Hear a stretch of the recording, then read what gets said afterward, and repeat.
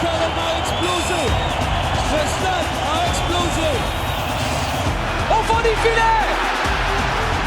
Dans le haut de la boîte à pain!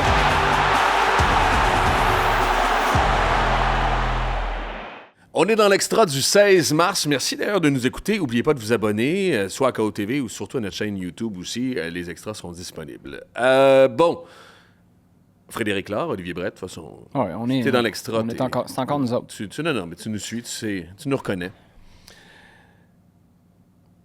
T'avais un ou l'autre. Mais avant que j'ai un ou l'autre, j'aimais ça. Je sais pas.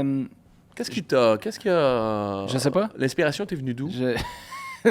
Je sais pas. Est-ce que tu te rappelles l'espace où tu étais? Des vacances. Dans mon divan. Oh! Oui. En fait, c'est que tout le monde clairait à la maison. La petite est allée jouer chez des amis. Ma femme avait des commissions à faire. Puis là, tout d'un coup, il y a eu de l'espace pour réfléchir puis être un peu créatif. C'est une question ligne du temps. Ouais. Aujourd'hui. Je peux-tu t'interrompre? Où est-ce que tu réfléchis chez vous? Où est-ce que je réfléchis? Ouais, est-ce que tu réfléchis, premièrement? Je te connais, tu réfléchis par moment? Les mardis matins. Les mardis matins. Ouais. T'es où, en général, quand tu réfléchis? As-tu une place? Il n'y a pas de coin il n'y a pas de coin lecture, là. Si c'est ça ta question. Sais-tu où je réfléchis, moi? À la toilette. Dans la douche. Dans la douche? Oui.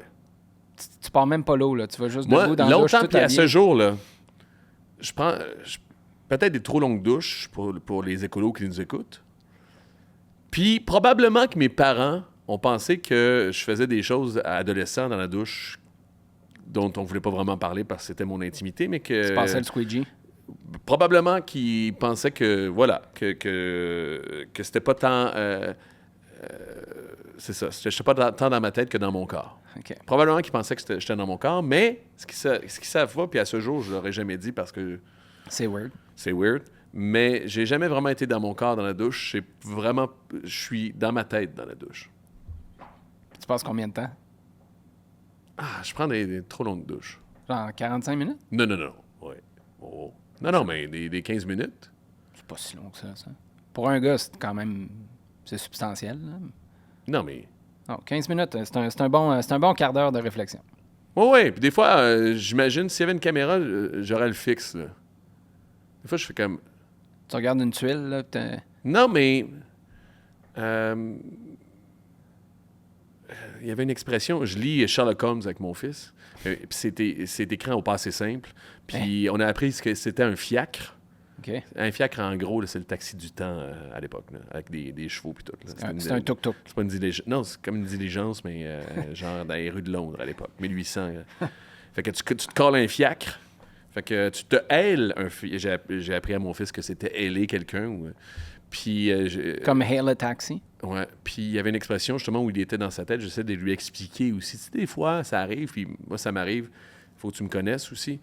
Je peux avoir de l'air dans la lune ou je peux avoir de l'air comme... fixe, mais ouais. Mais je rentre à l'intérieur de moi. Je suis à l'aise à l'intérieur de moi. À l'extérieur, c'est autre chose, là, puis les gens le savent probablement parce que j'ai une vie publique. Mais à l'intérieur, je suis à l'aise. À l'extérieur, c'est plus tough. Le passé simple, c'est bon pour deux choses. Des livres pour les enfants puis Samuel Piette en entrevue. Non, passé simple, c'est un peu vieux. Mais il y a personne d'autre. Samuel Piette conjugue au passé simple? Ce fut. Nous passâmes? Non, ce fut. OK. Alors, nous passâmes, ça va être correct, là. Bon. Hey, tu veux savoir à quoi j'ai pensé finalement dans mon divan? Oui, OK. Un ou l'autre.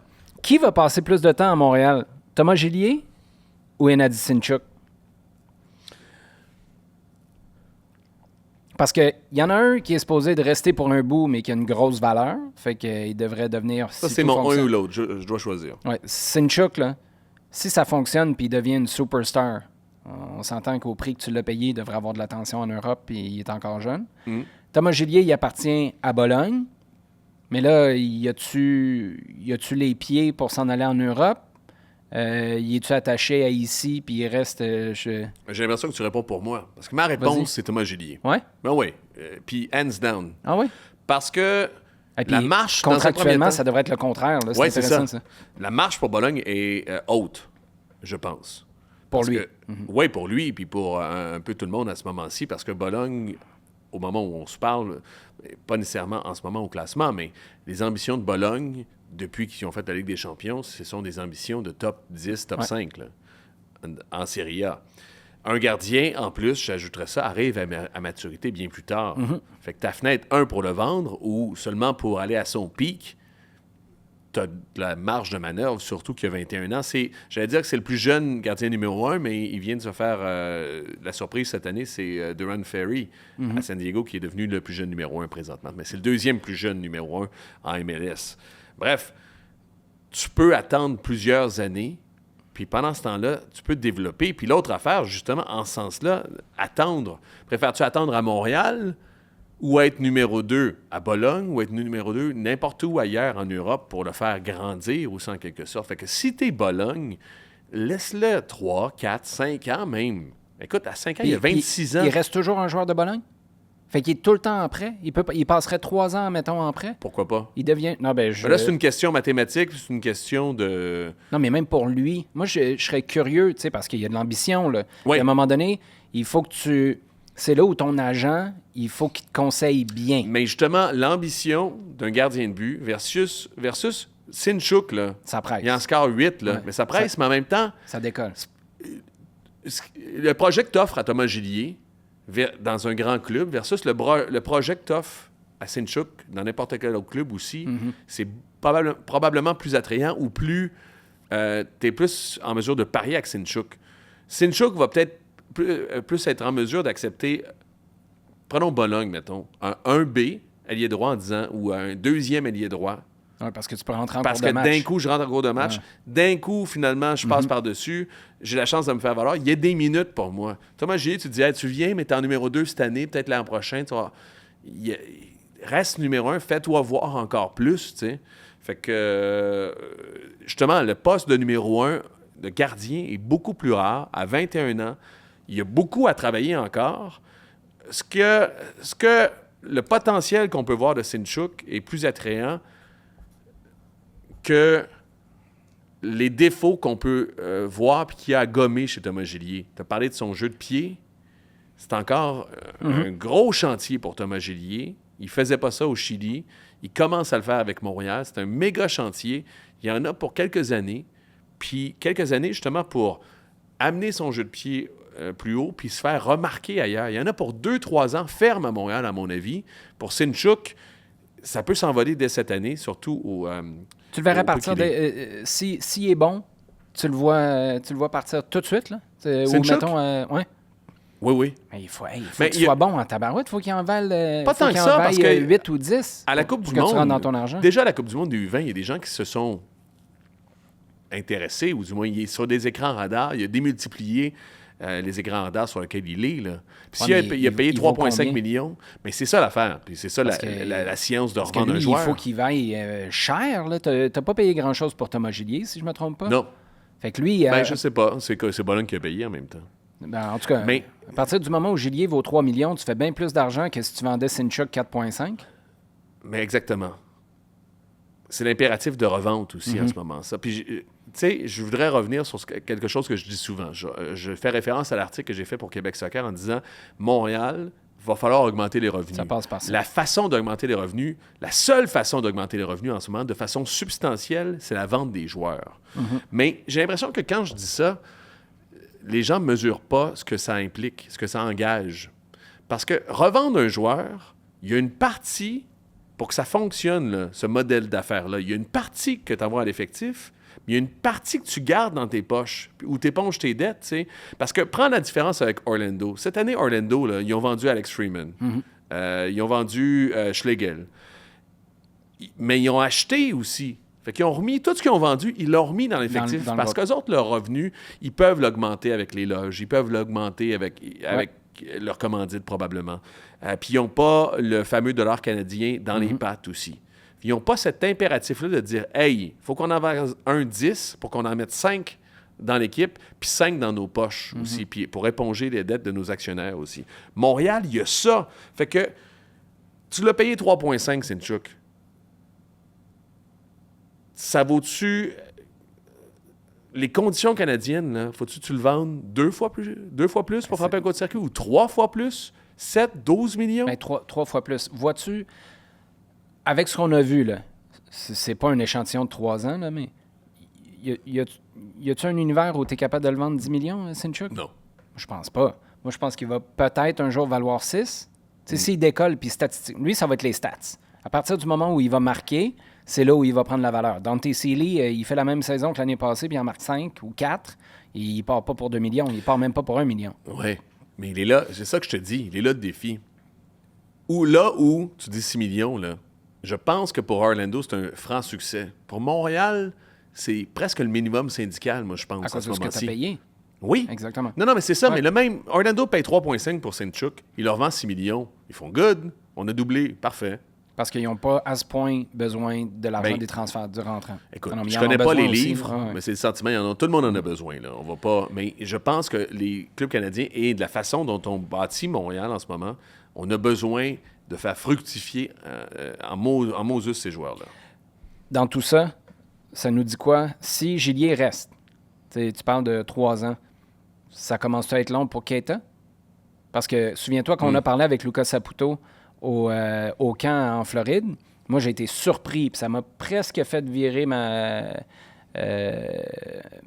revirer de bord après l'entretien qu'on avait eu ici en studio, où moi, je te disais, mais là, Keita, c'est bien le fun, là, il fait de l'argent au lieu d'être avec les équipes de jeunes.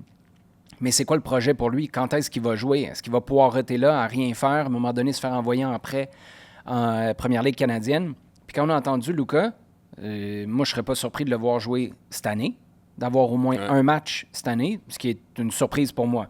On l'a en très, très haute estime. Tout le monde a juste des choses positives à dire sur ses qualités athlétiques, déjà pour un kid de 17 ans, son éthique de travail. Tout le monde est ultra impressionné. Là, plus tu gardes Gillier, est-ce que tu as le danger de perdre Keita? Ça, si ce que tu dis est vrai, là, qu'il reste longtemps, que ce soit en prêt de multiples années ou que tu l'achètes à proprement dit de Bologne, Keita, va falloir que tu le gères à travers tout ça. Puis j'ai vraiment, vraiment hâte de voir ce que ça va donner. Mais c'est ça. Puis c'est hyper intéressant. Est-ce que Gillier à Montréal, pour Bologne, pour Montréal, est-ce qu'il prend une place justement d'un Keita? Est-ce que. Puis quel est l'avantage? Là, l'avantage, ce que je comprends, c'est que en argent sonnant, il y a une partie qui vient de Bologne.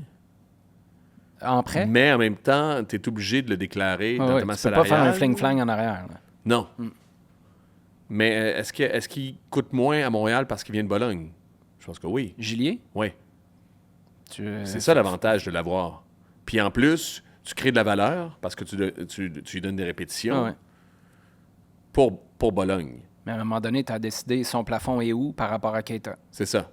Exactement. Puis ça, c'est parce pas... que là, il prend à un moment donné, on va avoir un podcast où il va dire il empêche Keita. Puis c'est pas cette année, probablement pas l'année prochaine. Mais la seule raison, puis j'avais même pas réfléchi à ça en arrivant avec la question pour l'émission, mais en 2028, tu sais, quand tu finis ta première saison hivernale, là, Keita va avoir l'âge de Gillier quand il est débarqué ici. Il va avoir 20 ans. Right? Il y a 17 16 ans. ans, là. Il n'y a pas 17, je pensais qu'il venait d'avoir 17. Bref, Il vient peut-être d'avoir 17. dans 2 ans et demi, là, il va se rapprocher. Il va avoir 17 au cours de la saison. Et puis, tu as des points de référence. Brady à Chicago. Tu as des gars qui sont prêts. Ils sont prêts, les gardiens. Puis on a toujours dit... Mais Brady, ça a été combien de temps, numéro 1? C'est combien de temps? C'est sa 4e saison à Chicago. Chris Brady, le jeune 4e joueur. pleine. Non, il commence sa 4e. C'est ça. C'est ça. Mais Il y a 21. Ah oui, c'est ça. Il a l'âge de Gillier. Oui, mais comment ça s'est passé, Chicago, depuis ce temps-là? Mal. Fait qu'il y a une opportunité. Ce que je veux dire, c'est qu'eux, ils ont vu une opportunité. Ils ont dit, on a tellement d'endroits où investir. On a un gars de chez nous. On va lui donner sa chance. Puis c'est là que ça paye. Mais là, tu vas avoir complété un cycle de Gillier. Tu vas en commencer un de Keita quand, techniquement, ta reconstruction elle va être aboutie. Puis là, ça va être le moment d'amener Keita. Ça va être fascinant à surveiller. Ta réponse, ça aurait été quoi, toi? Je pense que Gillier aussi, c'est un peu par défaut. C'est ses pieds.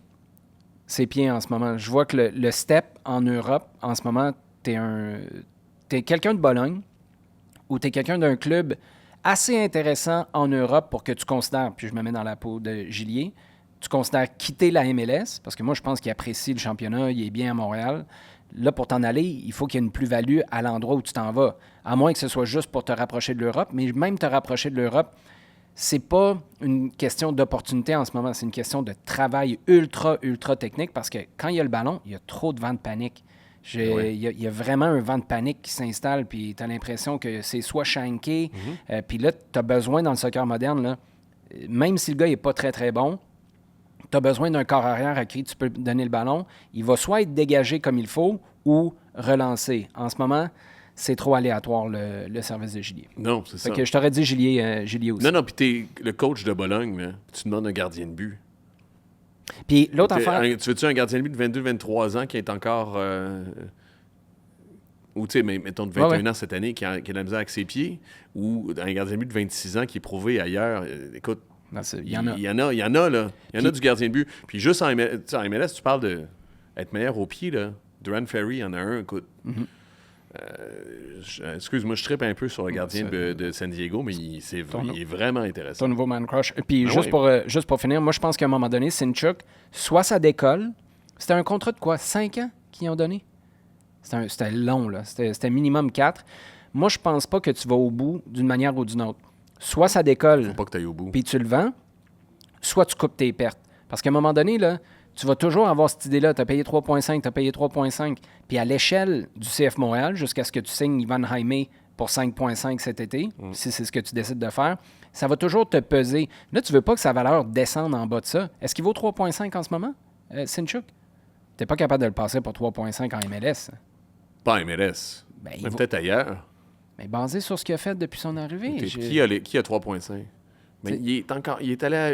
Oui. Non, mais c'est ça, il est allé au 20, puis c'est un potentiel. C'est pour ça que quand je dis se challenger à être jeune, des coups de circuit, tu vas en frapper avec des gars de 22 qui arrachent la ligue, là, ou des gars de 21 qui arrachent la ligue. Ah ouais. Pas des gars de 25. Des gars de 25, tu vas faire 2, 3, 6 millions. Il va falloir que tu les empiles. Là. Mais des coups de circuit, pour augmenter tes revenus, tu vas vendre vite, là. Ou tu vas vendre avec des joueurs qui sont encore très jeunes. Là. Tout ça pour dire, Sinchuk a un profil où c'est son facteur X. Il faut qu'il mette des stats. Puis à un moment donné, moi, je pense que tu te retrouves... Si les stats sont pas plus au rendez-vous, tu te retrouves au début de la saison 2027-28, ta première saison hivernale. Moi, je pense que là, tu es à une croisée des chemins. Là. Puis tu décides qu'il s'en va parce que tu as une super offre ou parce que tu te dis, tu sais quoi, on va commencer à investir ces minutes-là avec quelqu'un d'autre. On est-tu rendu à ton conseil de papa? Oui, mais tu sais, justement, je suis pas tant... écoute, il y a un conseil. J'ai 2 choses. Vas-y. Premièrement, l'enfant était, je vais dire en anglais, groundé, était... il y avait des conséquences en fin de punition. semaine. Ça existe encore être en punition? Non, il était pas en punition, mais il a perdu des privilèges, ou du moins il y avait des conséquences. On travaille sur son comportement à l'école. Pro? Non, justement, j'ai enlevé... puis c'est lui-même qui a compris qu'une des choses qu'on a, c'est... écoute, nous, on essaie de... Avec les écrans, on essaie de... Ma blonde a grandi sans écran. Zéro? Zéro. Pas de TV? Pas de TV. Il allait louer une télé dans le temps des fêtes à l'époque, pendant les vacances, puis il se prenait 2-3 VHS, puis voilà. Puis je pense que les écrans... puis on a des amis qui ont fait des documentaires, d'ailleurs, qui sont disponibles sur Télé-Québec, sur les écrans, et puis bref... Le temps de vous dire que le temps de télé, c'est dans une certaine mesure précieux pour lui, comme plusieurs enfants. Mais il peut regarder la télé le week-end. Puis là, il a vite compris lui-même que c'était un levier aussi.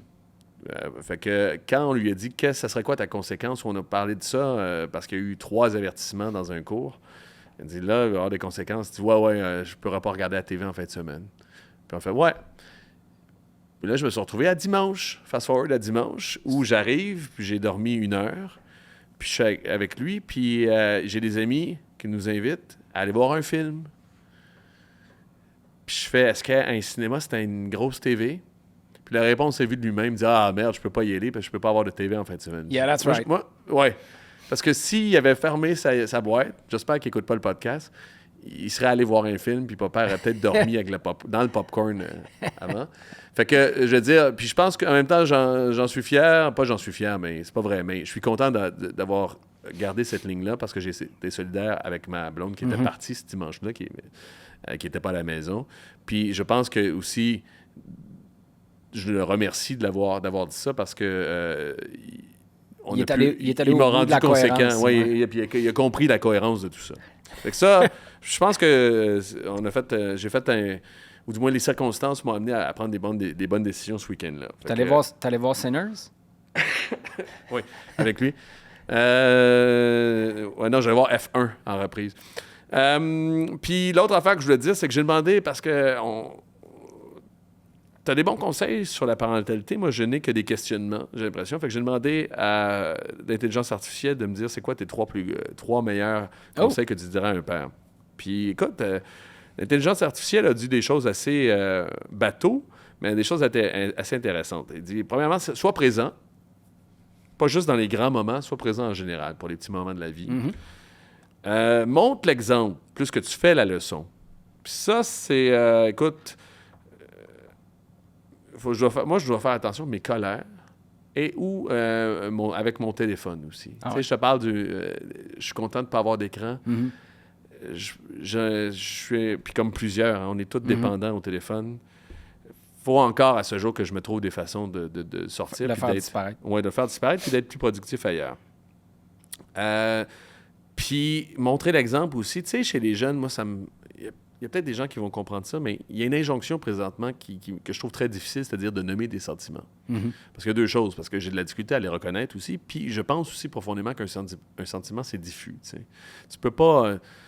nommer t'es en colère, des fois tu peux pas, t'es pas juste en colère, c'est plus complexe que ça. Je trouve que les mots rendent pas justice aux sentiments ou ce qui se passe dans nos intérieurs en quelque sorte. Fait que de demander ça à un jeune puis ça commence à la maternelle, hein.